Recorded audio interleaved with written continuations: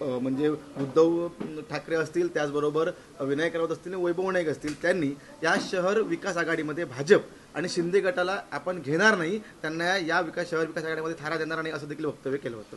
खरं तर ही स्थानिक स्वराज्य संस्थांच्या ह्या निवडणुका आहेत. मी जी शहर विकास आघाडी करतोय हे काय महाराष्ट्रातलं काही नवीन उदाहरण नाही आहे. अशा अनेक आघाड्या सातत्यानं त्या ठिकाणी होत असतात. सगळ्या पक्षातल्या नेत्यांना पक्षाच्या विचारधारेला विश्वासात घेऊन त्या पक्षातल्या कर्तृत्वान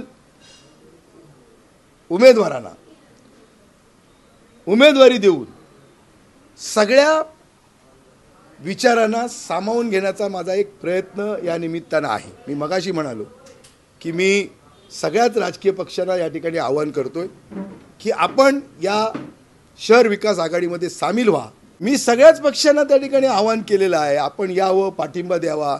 अनेक लोकांनी त्या ठिकाणी पक्ष सोडून कोणाकोणाला पण आवाहन करतो. नाही, मी सगळ्यांना सांगितलं. मी सांगितलं शिंदे सेनेनं यावं, भारतीय जनता पार्टीनं यावं, RSSनं यावं, RPIनं यावं, वंचित आघाडीनं यावं, भारिपनं यावं, काँग्रेसनं यावं, राष्ट्रवादी काँग्रेसनं यावं. जे पक्षाचे विचार आहेत, ज्यांना त्या ठिकाणी या ठिकाणी एका विचारधारेवर काम करतायत, त्या सगळ्यांनी त्या ठिकाणी या भ्रष्ट टोळीच्या विरुद्ध, ही जी शहरामध्ये एक टोळी लोकांना लुबाडण्यासाठी लुटण्यासाठी जी निर्माण झाली आहे, या टोळीच्या विरुद्ध जनतेनं त्या ठिकाणी जागरूक व्हावं आणि एक लोकशाहीच्या मतदानाच्या अधिकारातनं त्या ठिकाणी परिवर्तन करावं.